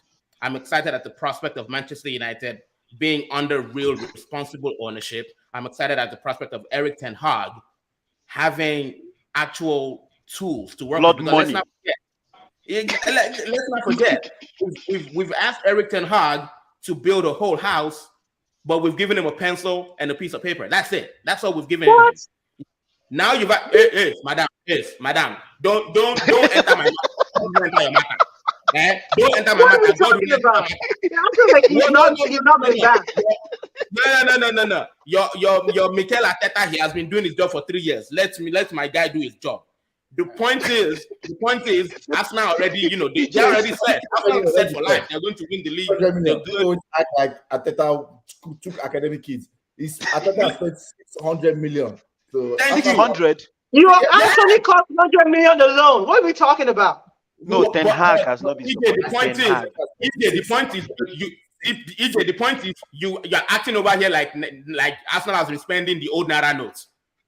Wow. You're saying that in your year that Ten Hag has been there. You guys have bought Casemiro, you bought Anthony, you bought Martinez. You're acting like you've not bought anyone. No, but EJ, with new owner coming in, it's like they're going to. I understand, but waterboard him with money. But I get it. But let's not pretend that he has not been given anything. What are we talking about? EJ, my point is right. Don't do that. You praised him. You said someone that's just here, everything reviewed is doing well. That's what I'm saying. I'm saying that we can't say that he's not been given anything to help with the new team that he started with. These people were not there before. EJ, but let me explain the context. When did Casemiro would not have been here had we not lost those first 2 games? Yeah. Right? I mean, but he just got here. EJ, be honest now. How did you guys sign Ten Hag? Huh? When did you sign Ten Hag? What I'm saying is, you're saying they gave him tools. The tools they gave him, Sabitzer and everything that got injured, right? Casemiro would not be here as Ivan Toney, and the rest of his Brentford folks had not destroyed us. The point is this. United has not supported Erik ten Hag, and maybe it's because they saw the sale coming. Maybe they knew they were going to sell the club anyway, but he has not been supported in the transfer window the same way they supported Jose Mourinho in his first transfer window. The same way they supported Ole Gunnar Solskjaer in his first transfer window. It has not been. I mean, you guys would know. You guys know, you're more intimate. You have intimate knowledge about whether he wanted people and they didn't give it to him. I don't know that. But he wanted them and he didn't get them. EJ, let me just be a troll here. I think they're just saying that there are those that have new Naira notes and those that don't have. So we are used to spending money. You are used to using budget. So this saying he wants to come back. That's why he came out. He came back and took his morals and he put it aside and said he wants to go where he wants to go on the where the money is. He's joining bad gang. He doesn't want to be. He doesn't want to be morally upright. But Otto wanted to say something. I think. Just the same time, that's where I stand on the whole Qatari ownership issue. When we talk of I believe I've addressed the whole moral/social issue. And in terms of why I prefer Qatar to Jim Ratcliffe, Ratcliffe cannot satisfy my sugar daddy needs. That's it. Yeah. So for me, I'll take a different angle, right? I'll just kind of quote, I think this statement from Manchester United Supporters Club, right? That's kind of summarizing my thoughts because I don't want to ramble. I read that. Yeah, so it says at the commencement of the sale process, we are very clear that our list of asks for any union of Manchester United, that they are saying they want the Glazers to tell them that they have to restore to the club to European football, invest in the teams, the wider club, the stadium, and ensure financial stability. And to work in true partnership with the fans. Like that, those are the principles. And they said any of the bid will be judged against this criteria. They now went on and said there are questions about sporting integrity. Yes. Given the exceptional close links with some bidders and owners of the European clubs, including PSG and Nice. There are also questions about whether the bids will be based on high levels of debt. We also note the importance that any owner respect the rights of all people, particularly women and the LGBTQ community. Concerns have been raised by other fans, which you fully support. For me, in summary, that's kind of where I stand from the football inside. What I care more about is the ask from the Glazers have to be clear. I think Chelsea, for Roman, for all his ills, whatever his ideology was, I think that put Chelsea in the right. It has to be clear. The one good thing at least we know is it is illegal now to load debts onto it. So I was going to say that. Yeah, parents have struck that out. You cannot buy a club on debt and load them back to the club. That's now what you can do is you can get some level of finance based on revenue. You can get some level of finance based on the revenue of the club. I do not want that anymore. We don't want that. United is not sufficient as I said it. We at least at the last Deloitte list, we are number 3 or 4. I think we're number 3 in the world. United makes enough money. We just don't want owners that are going to take money out of the club like Glazers were doing. That is the key. We don't want that. In the last 10 years, Glazers are the only ownership in the top 5 leagues and top 6 clubs that were taking money out. They took over 130 million pounds out of Manchester United. We do not want that anymore. So that's just in dividends. We are not talking about interest payments on the loan. Correct. Yes. So that's just dividends minus interest payments on loans. So I want. So what are you doing with the money? We're just pocketing it. Yeah, it's their money. It's whatever they want to do. It's whatever they want to do. They own the assets and stuff. So as just chipping as Ayo said, like Chelsea, we were just lucky with Roman. Roman was an actual fan of what he built. Like he's. I think what United. When I hear Ogakwame and I hear Ayo talk, I mean I know it's always nice when fans say respect human rights and stuff. I get that. I'm not and I like when Ogakwame said like we don't want to be put in politics and a lot of social issues in sports because it gets very muddy because everybody has different values and stuff. That doesn't mean you should be mean to other people. That's not what I'm trying to say, please, or exclude anybody. But when somebody owns assets, what they choose to do with the assets is usually very different. You can't just dictate to them. But if you want to keep the brand going, you really want to have all stakeholders involved, which includes the fans, which includes the people that work, and even the community in where this stands. I know for a fact when we're going through the transition, every single person that worked for Chelsea Football Club felt some type of way. Maybe not every single person. Let me dial that back as being an absolute. But majority of the folks who worked at Stamford Bridge, the restaurant, the hotel that is attached to Stamford Bridge that was there, that Roman owned, everybody owned, they felt really salty with the way the club was yanked away from Roman. They actually did, and it was vocalized. If you asked questions around the street, they will tell you anything but Roman.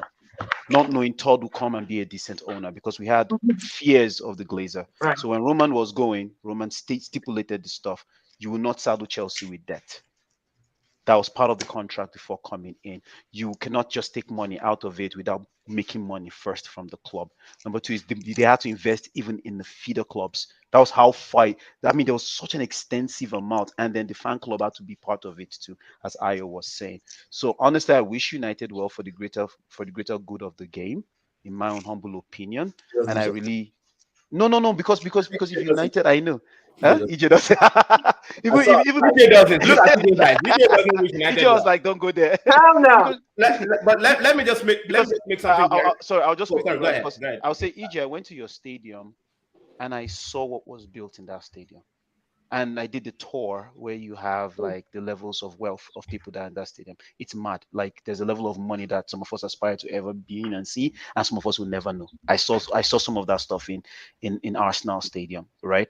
And the truth about the matter is, if the Kroenkes were tight-fisted, I don't think you guys would be where you are today. They were strategic, they were shrewd, but one thing I can say for sure is maybe not his father, but the son is very committed to making sure this team wins something Yes. in their own image. So for the love of the sport, I like this. That is why I can back Otto. I can back Otto's team in Real Madrid not sharing their revenue. You want to be the best team in La Liga. Yeah, as Oga Kwame came out here doing the advertisement, go and look for sugar daddy or sugar mama. Go and raise revenue. Go and print new jerseys. Legit, go and make noise. Make something good about your team, your village, your city, your sports to attract this investment. Because it's not fair to go through that risk, then ask like 5 teams coming like share the money. Like, come on, man. Like, like raise revenue. And I don't think Real Madrid nor Barcelona should be sharing their revenue. Just the way I respect the fact that Oga Kwame is saying I really need owners that really are passionate about this club and are willing to invest. Yeah. So my final thoughts. I'm going to ask EJ 1 minute, Otto. Then we'll end with Kudos and Donkey of the week. My final thoughts are: I don't control who United sell to. There's no ideal utopia that exists out there. There's no utopian way. It's which one is who is the less. Who is bad? I think who is best of the worst. That's the best way I can put it. I just want people that will come, put money to the club, invest, put structures, back the manager, back the vision, put more smart footballing people in the club, and I did not be part of any human rights violation. That's what I want. That's I have a little addiction. I've been listening to you guys for a while. I think for the best of the sport, imagine 3 teams owned by the same country. Why they investing in here? Because they don't have that quality out there. That's what they want. I mean, purchase the whole entire Premier League so they can play between each other. The salary cap is going to be destroyed. 2 teams in the same league with that amount of money, salary cap. PSG don't have a problem with that. There's no salary cap, and they have so much power that UEFA don't even look at them. So eventually, that creates a lot of problems. That is exactly what Chelsea, when the change of ownership and all that stuff. That is exactly the problem that I wanted to talk about, especially on the Chelsea. Chelsea is attitude of the player because of that mess that happened between owners. Remember when we talked about it that you always want that you want a new owner. Okay, why you want to make changes now that your team is performing better? It's not. The owner want to change. When the Americans bought this team is to do this eventually. It's going to happen for the good of the sport. The Americans are businessmen, and they didn't want to sell the team when it was going through that soap opera and all that drama. That they want to sell it now that the team is performing better. Correct. And you know what? It has so much power, that money, that it's going to happen. It is definitely going to happen because they're doing it for the business. So I don't think it's fair for the rest of the team, the rest of the team in Europe, because they have no cap. They can buy whoever they want, and they can hide things the way they want, and they can think they can get away. Look at City right now. That's exactly why I cannot stand those 2 teams, because they think they can do everything. They can have the best player of the world, and they don't have a problem at spending, and they hide. They have the way to hide stuff. Otto, we're complaining about your team too, and I'm here defending your team. Me, I know where Otto, your team has been doing this for 10 years, for 20 years. But Madrid haven't bought a player to that level in years. Well, that's because you chose to be prudent. But when you guys were knocking everybody's head for you have had more than 5 Ballon d'Or players play for you. I won't point out all the Ballon d'Or players. But what kind of money? If they purchase it because of the same revenue the league is generated, and that's why I make the comment at the beginning. That's what I liked about the Premier League. The difference between the Spanish league. In the Spanish league, I would like to see the lower team to compete to those 5 team or 6 team in the top of the league. With this kind of stuff, it just damaged the whole entire competition. Okay. Yeah, that is just my opinion. I don't think so. Let me piggyback off of him. EJ. I agree. Madrid compete with even guys from from their lower league from Castilla. They bring a lot of players from there. They believe in a Spanish player. But when there's a player that is good, I don't like Mbappe. I don't personally like it. I like more Haaland. But what their plans are, I have no idea. Look the way they've been performing and functioning, the same way they've been having all these players for all this year. They have their way to compete, but you cannot win titles with all the spending PSG is doing. And City, look, City have been trying and trying and trying, but what it does, that money hurt the rest of the team in the competition and the local competition. That is just my opinion. EJ. I think Manchester United will be messed up the way they're doing so good the moment they do this movement. I don't think so. So good. Okay. Let's go. EJ, let's wrap it up. Like I said, I disagree 100%, and I hope it doesn't go through. And something, I just got a notification about the Glazers. I got some notification. I just couldn't see it on my phone, but I know that notification means that Glazers are not going to sell. No. They'll sell. The question is asking, I don't think so. That's what everybody thinks, but it's not. No. They'll sell. Not at all. They can't. EJ, they can't not sell. So let me put it. So since United went on sale, the stock price of Manchester United has doubled. Yeah. Oh wow. Yes. So it'll be very foolish of them not to sell after that, because if they back out and say we're not selling anymore, guess what? It's tanking again. So it is in their best interest to sell. Now, whether they sell in whole or in part. Does the stock price mean that they're going to get more dividends? Say that again? The stock price being high, does that mean that their dividends increase? Well, that, and they cash out even more, because the stock exchange values Manchester United at like what, £4 billion right now? Yeah. Let me put it very simply, EJ. Glazers are broke. They're broke, right? Oh, they're broke. Their their shopping mall business is not doing well. Okay. Money from shopping malls and fish. They were selling canned fish.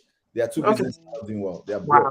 They don't have enough money to the debt, to pay the debt. Okay. They were using Man United as a. They should never have been able to buy United. They should never have been. Do they own 100% of United or just majority? 100%. Oh wow. Okay. Yeah. That being said, I hope you sell it to the local guy in London who doesn't have the power to financially build the team. I'm not interested in seeing, not even for a second, seeing United be able to compete on the spending with City and Chelsea. EJ, I bet you want to bid. Oh, hold on. I'm not interested in watching you guys buy players and now win the league.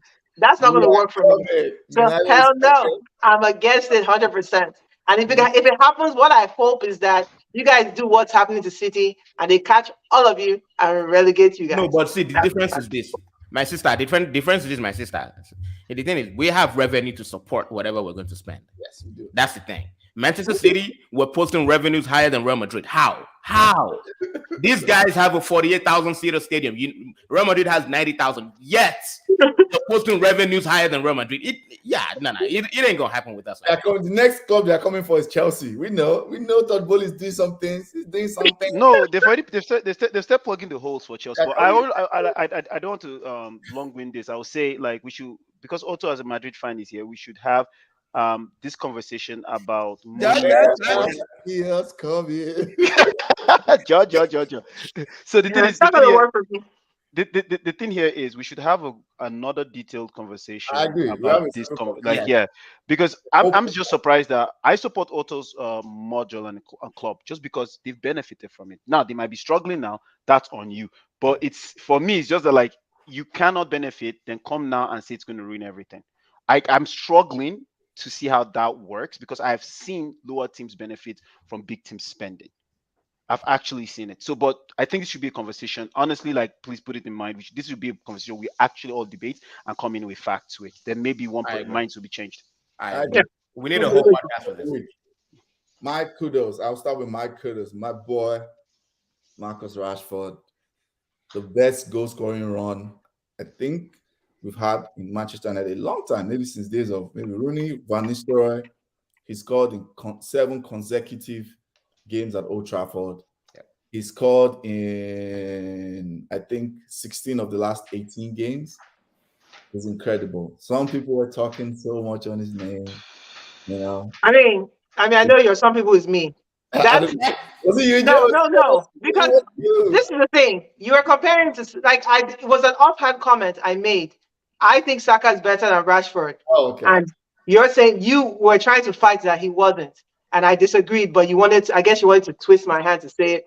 So. I still disagree. I don't necessarily think Rashford is better than Saka, but I agree that his goal scoring form is otherworldly, which will end when you guys give him 300K a week. When your boss comes and buys and gives him a new contract, please keep your hating. Please just keep it. It's gonna happen. It's what happens to everyone. Your expected hate is 1.0 right now.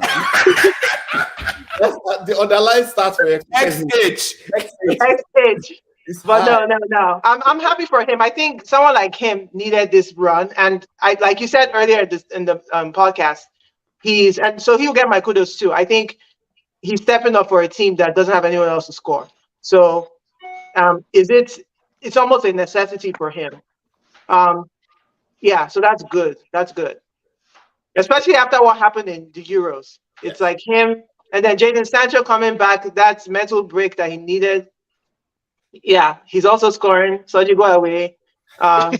Yeah, he's also scoring. I think he's in 2 for 2 now. And he's coming off the bench. So yeah, these are impressive runs for those two.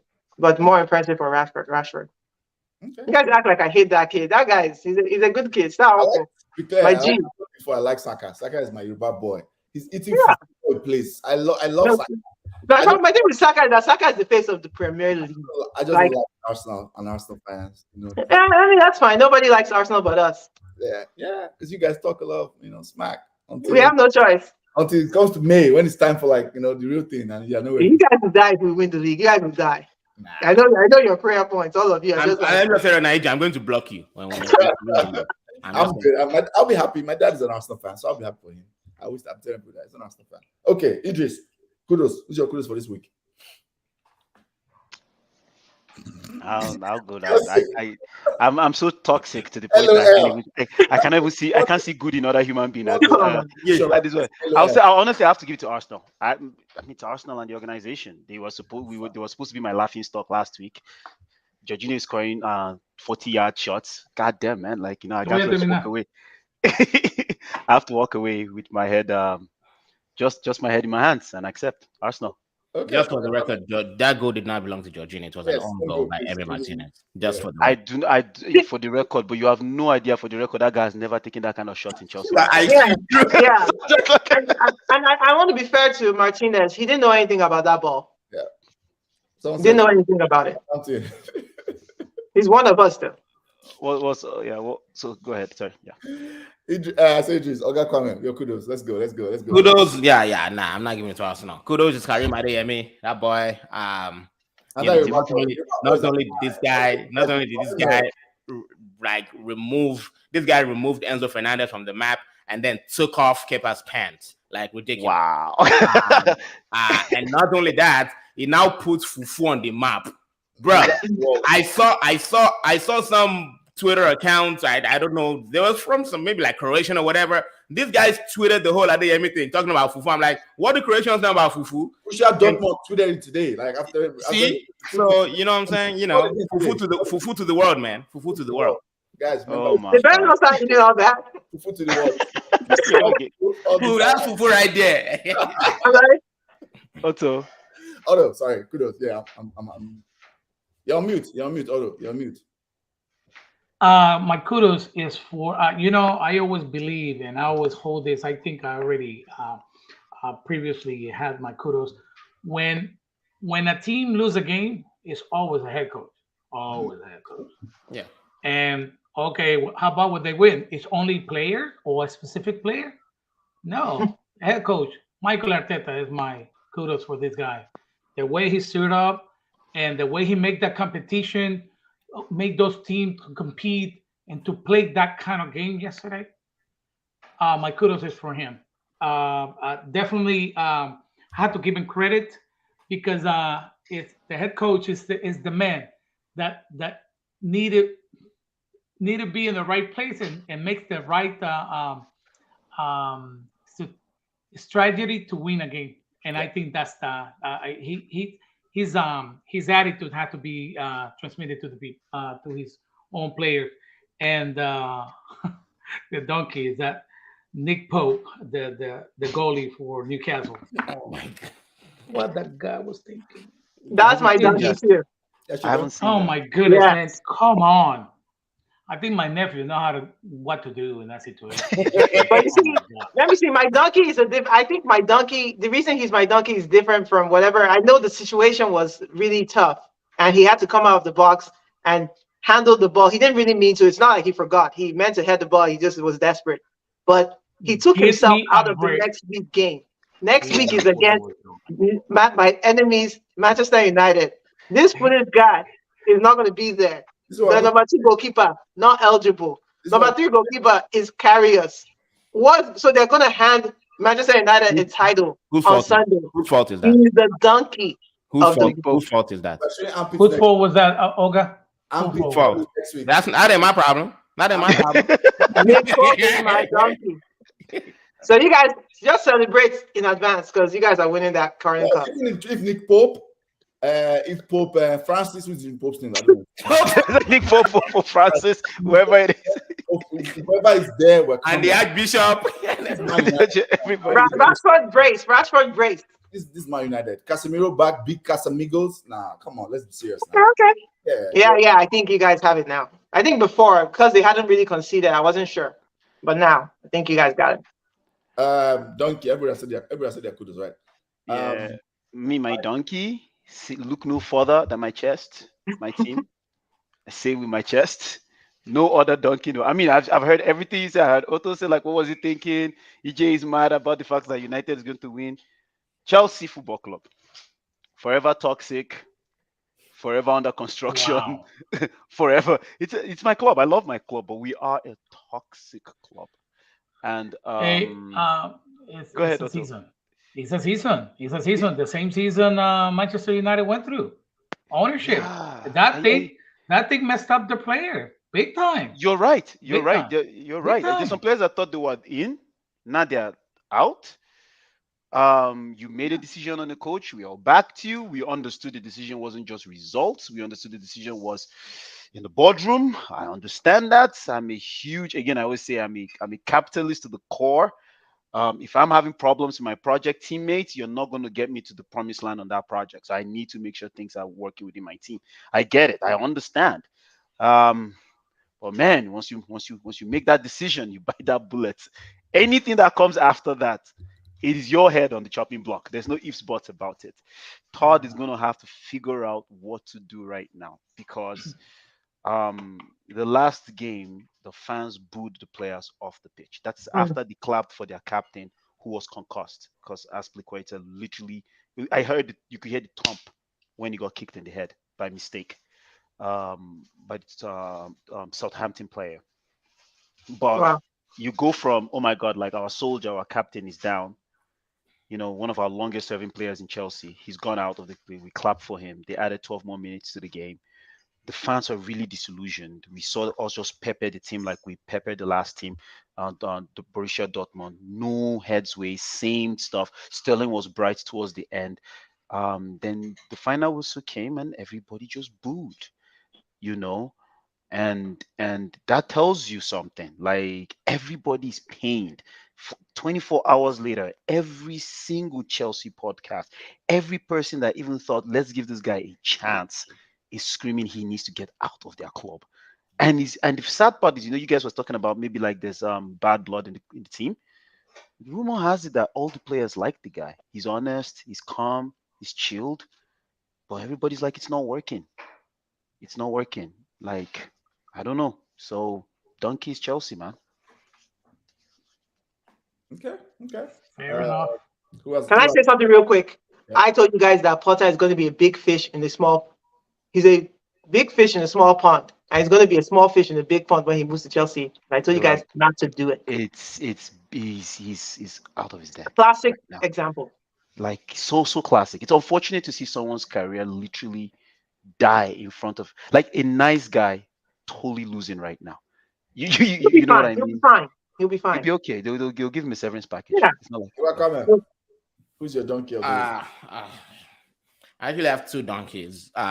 Manchester City.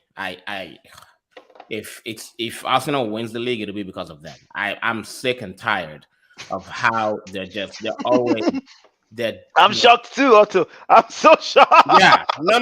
Listen. No. I'm listening. You don't go from making Arsenal like pretty much fumble the title to you yourself fumbling the title a few days later. It's so crazy. Manchester City had one job this season to prevent Arsenal from winning. That's it. And now, if Arsenal wins the title, it will be because to let their intern have a shot. Nah.